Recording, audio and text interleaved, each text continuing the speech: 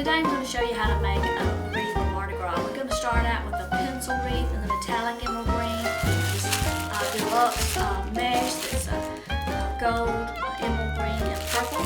And then we have some other deluxe mesh that is an 8-inch width that we're going to use for some contrast. The first thing we're going to do is take our gold base and we're going to use the poof technique, and we're going to go around the wreath using a 14-inch poof. I just took my roll and let it drop off in the floor, and I'm going to grasp the mesh about 3 or 4 inches from the end, and I'm going to start, and I'm probably just going to start on the outside and work around. You just open a twist. It doesn't matter whether you start, really doesn't matter if you start on the inside or the outside, but just place the end in the twist and give it a couple turns. You only need to give it a couple turns right now because we're going to be adding some extra things into that twist a little later on. And then measure about 14 inches. We make our poofs about 14 inches. Just gather that up. You may have to push that poof out from the underneath with your hand and just move to your next twist on your work wreath.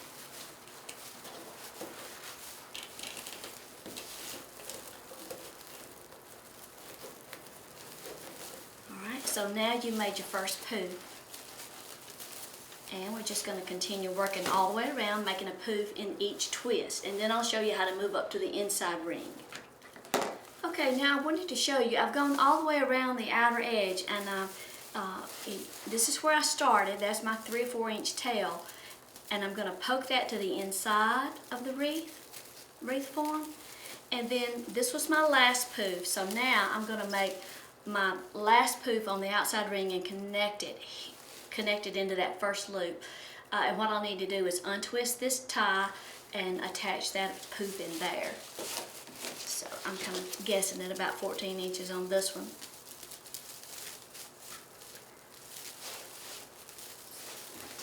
Kind of hard to show it, but you want to untwist that tie, hold that first poof in place, grab that last poof, put it back in the same twist, and then close that twist over those two poofs where they connect.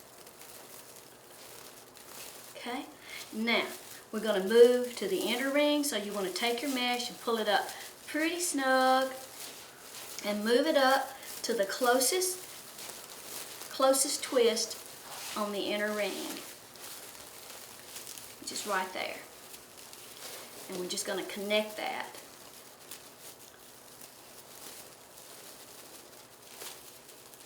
And I'll show you how we finish off those raw edges when we get to the back, when we get done. Now, we're just going to continue making poofs and go around the inner ring using the 14 inches. We've gone all the way around the wreath now, the inner and the outer ring, and it's nice and big and full. Of course, with Mardi Gras, you want it over the top. But this is very full, and you go back and look at it, make sure, see if you need to adjust your loops or anything. And the way to finish off those cut ends, you flip your wreath over to the back. If you can get it off the hanger. Flip it over to the back and find your loose tail. And just gather that up and wrap it around the frame of your work wreath. Put a zip tie on it, tighten it, and then just snip off the zip tie. Now we're going to go back and add in some contrast. We're going to take this wide foil. This is 8 inches wide, but there's like 20-25 yards on this roll of mesh. And we're going to cut strips that are like 14 inches in length. And take those and just, wait for right now. And just lay it on your table and kind of pull the corners sort of on a bias. Well, you can flip it over. Pull the corners on the bias and just kind of roll those edges up, and going to make just a, like that. And we're going to put like maybe 3 of them together. And then we have this purple and black tinsel tubing, and that's just going to give it a little more purple. Roll me up one more, please. And we're gonna, the tinsel tubing, it's flex tubing, there's no wire or anything in that, but it's kind of hairy, and that additional black makes it just look even that much darker.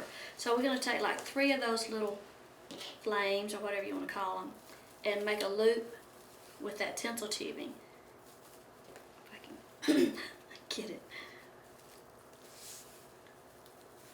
And now we're going to take this, it's going to be our contrast, and we're going to put this down, use that as contrast on our wreath. So to do that, we're going to open up a twist. You open it up all the way down to the other mesh, and just make sure your mesh stays in place, and lay that down. And this time you can twist it, give it like 3 or 4 good turns, because I don't think we're going to put anything else in there right now. But you can use ribbons or anything, you know, for contrast, but that's going to give it, since our base mesh is mostly gold, then this is going to add in more purple and some more dark. So we're going to go around and add those in, and then we're going to pick out some other things that we're going to add to this wreath too. Okay, now we have finished our wreath. Well, we haven't finished it, but what we did was put in the curls with a little of the tinsel tubing. Now we wound up using a whole roll of this wide foil, and we cut some of them 14 inches, but when we first started, we cut some of them 10. Right. So you might want to just alter your cuts between even 10, 12, and 14. They don't all have to be the same length, just so that you have enough to put a cluster of 3 into each loop. And we used all but about 3 yards maybe of the purple and black tinsel tubing. Measure. Tinsel tubing. My arm's longer than your arm. That's a yard. But my arm's longer than your arm. Well, I measure from my nose to the end of my arm. I'm not putting down an inch tube. That's a nursing thing. Alright, so the next thing you need to do is you got to decide like where you're going to put your embellishments. And we got several different things that we could do. So our first, we're going to have 2 pieces that are like focal points.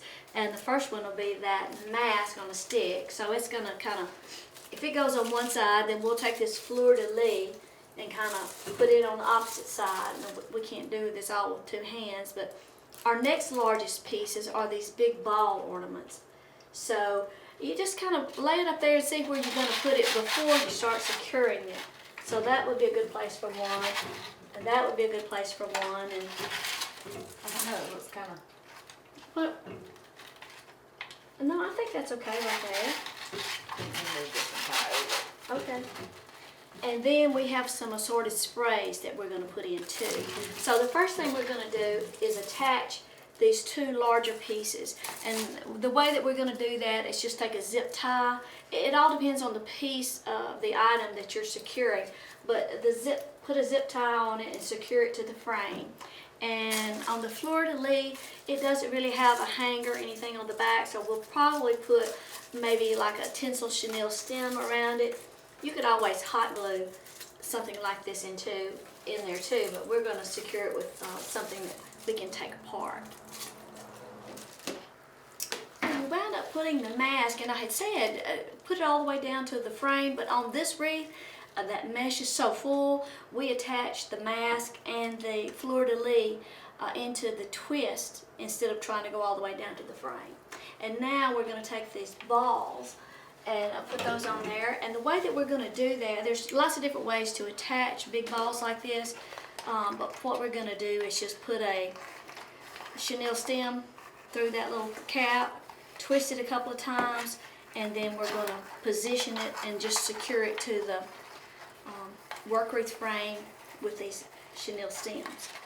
Okay, we attached our mask and the fleur-de-lis, and we just attached that, I think I said that, to the twist instead of going all the way down to the frame. And we have these little shorter sprays. These are a little ball pick, and we chose those because they're on short stems and they just seem a little easier to work with. You can insert those and just secure those to insert it where you want it, and then flip your wreath over and secure that with a zip tie. And then you can also do these little feather sprays the same way. They're on a short pick. The king cake, I love that. You could use that. We kind of lost the center of our wreath because it's so full, but you could use the king cake. It's very lightweight, made out of styrofoam, and you could create a little like put a floral pick on the back to attach that, or attach it with, you could attach it with ribbon. That would work. Or some of the purple tinsel tubing. And we also have this pretty Venetian mask. If you wanted to use something like that on the wreath, that would look good.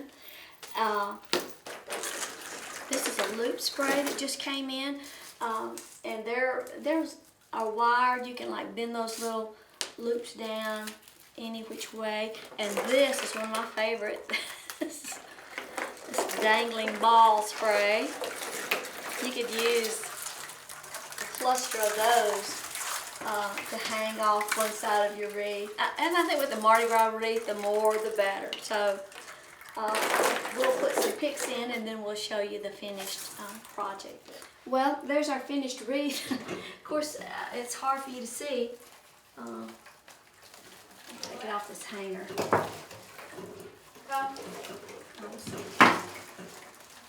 Okay.